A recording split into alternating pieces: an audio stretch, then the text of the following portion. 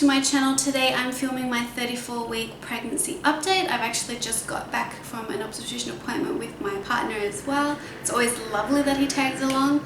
I really enjoy it because I also think it enhances that experience for the both of us. First time I saw my obstetrician today, she's like, did anything happen between now and last appointment? And no, surprisingly, not a lot has changed. I still get what do you call it, like period pain, pelvic pain sensation. I get I think it's called lightning crotch, which is where it's actually really sharp pain on your cervix, and basically that's just baby's head pressing on it and resting on it and hitting the nerves and different things like that.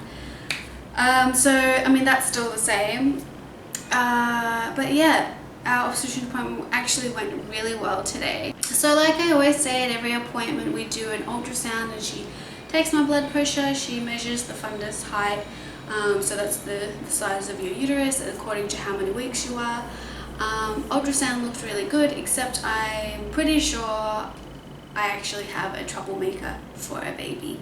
He's gone back to being in an OP position, so basically he's posterior, and posterior means his back is against my back.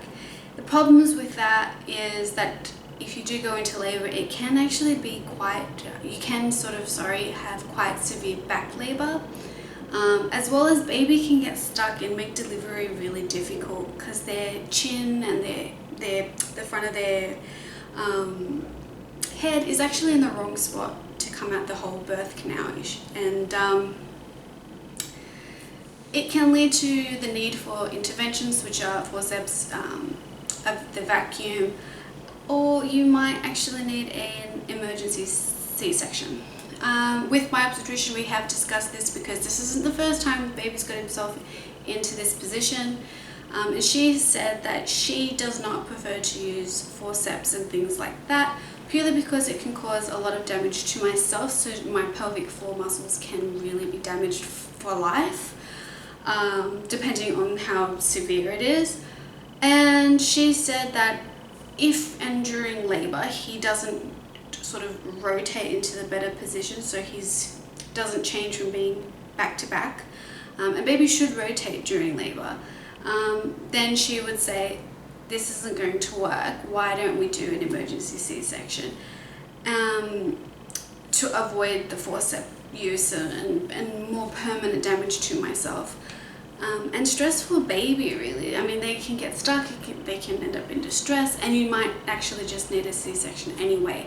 So I'm fine with that. I would prefer to go through the whole C-section thing rather than the need for forceps or a vacuum. I just feel like that's quite intense, can cause a lot of damage. It's something I would like to avoid.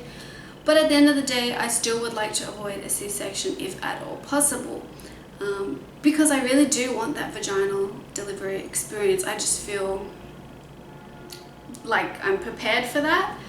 A C-section, I'll go with the flow. Whatever is best for baby and myself, I will do on the day.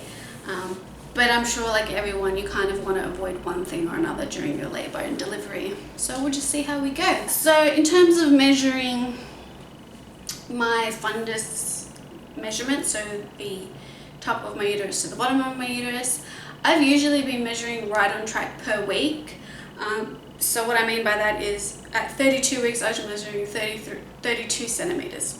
At 30 weeks I was measuring 30 centimeters, and so on and so forth. However, today it was the first time I actually measured not according to the week I am. So I'm 34 weeks today, but I was measuring 33 centimeters.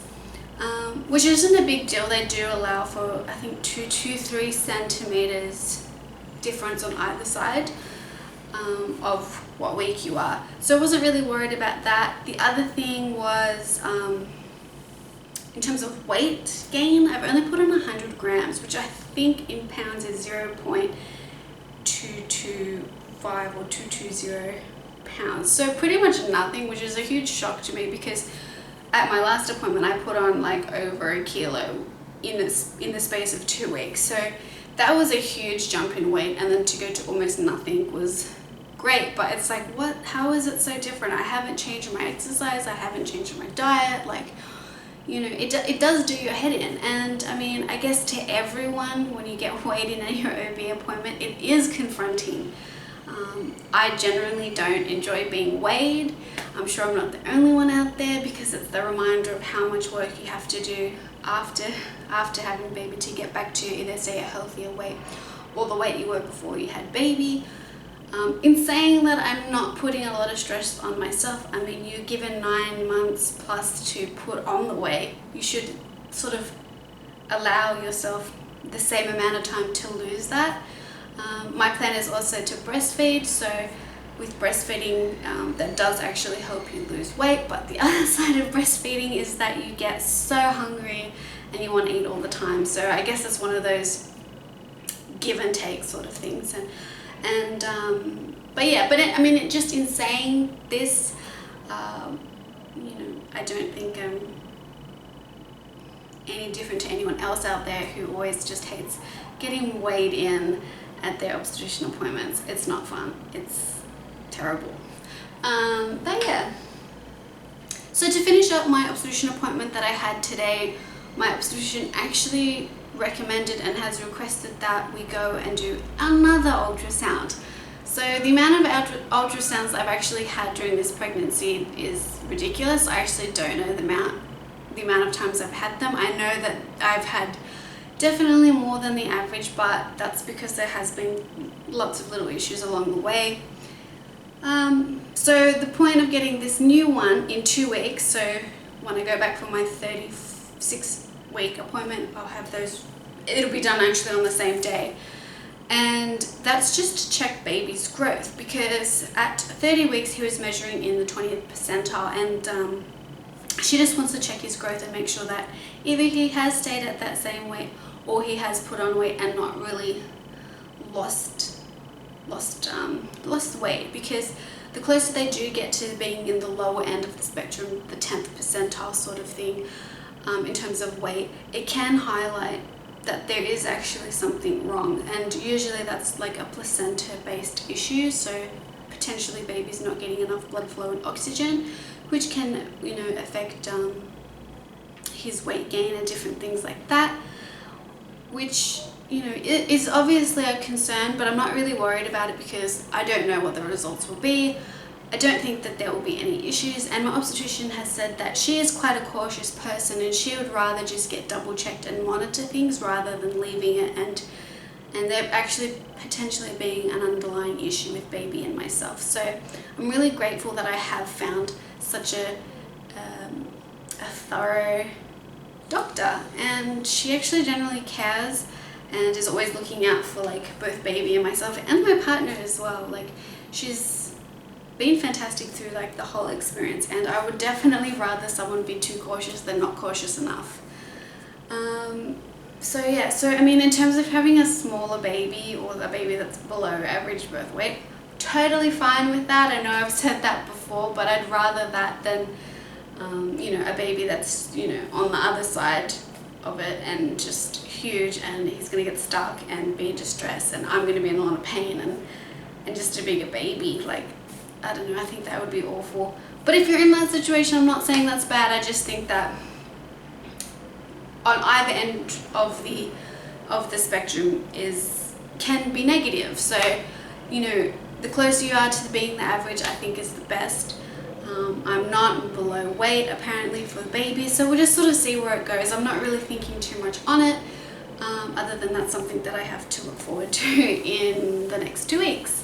So my next OB appointment is at 36 weeks, and that's the last appointment I have which has been spaced out every 2 weeks. It then goes to being every week, which is just crazy because it just really reinforces that, oh my god, this is really coming to an end. I'm seeing her every week, checking baby, checking like if I'm dilating, different things like that. Like, this is really the end of the pregnancy.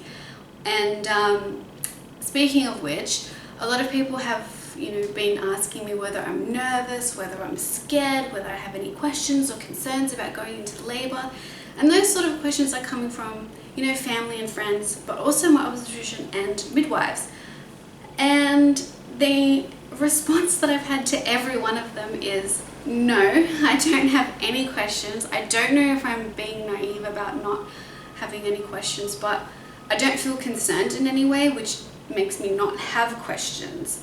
And I think that's sort of come from, you know, the fact that since the beginning of my pregnancy, there has been little issues along the way.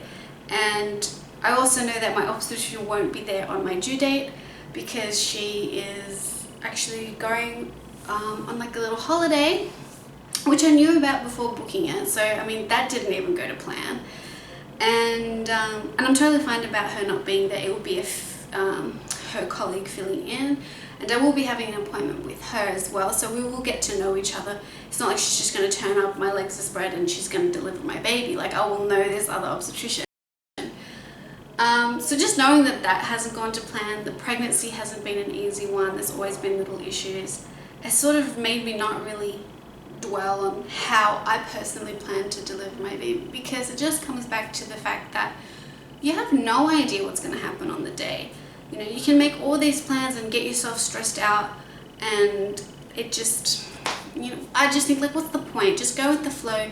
If you need pain medication on the day, have pain medication. If you don't want to have pain medication on the day, don't have pain medication. I mean, your midwives are there to work with you, as is your obstetrician. I don't think that they would, you know, recommend something if it wasn't necessary. I mean, of course, they will discuss things with you, and I can discuss whether I'm comfortable with a decision or not on the day. I don't really think that there's any point to planning, because you just don't know what's going to happen. And I mean, if something doesn't go to plan, you're just going to stress yourself out and be upset and not have a positive experience. So in terms of that, I have no questions. I'm just going with the flow.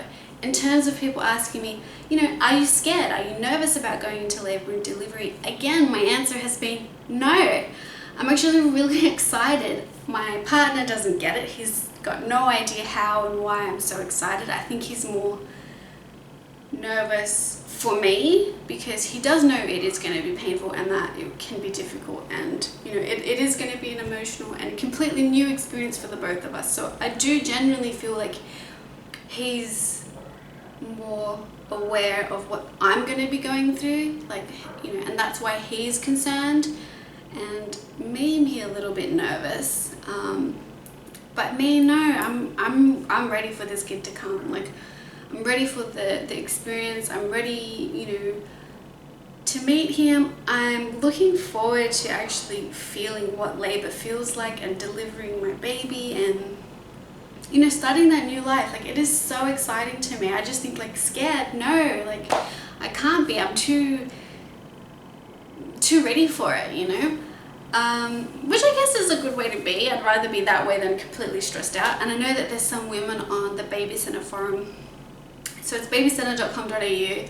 There's a forum on there, and some of them are, you know, have asked, you know, how are other people planning to cope with, you know, their fear of labor and delivery, you know, knowing that it is so painful. I mean, people out there are genuinely terrified and scared, and you know, and I mean, each to their own. I'm not saying anything negative towards them, but it's just definitely so interesting to see where other people are with their pregnancy or with their emotions, or what they expect to get out of their whole experience. And yeah, and I can't really offer any advice to them other than just go with the flow. That's my plan. There's no point in stressing out. But yeah, that's where I am at the moment at 34 weeks, ready for this kid to come. I'm so excited. So with that, that's pretty much the end of my update.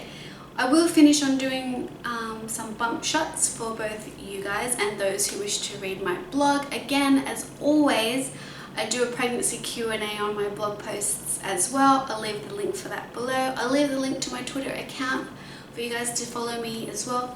And again, I ask that you guys subscribe, because why not? It's fun. Come along for the journey. So yeah, so I'll just finish on those bump shots now. But again, thank you as always for watching my video. I've really enjoyed chatting with you, and I hope you've enjoyed this update. So thanks, guys. Okay guys, this is my baby bump from the front at 34 weeks.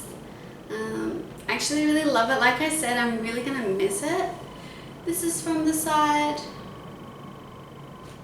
And this is the other side. Let's see if I can move my top.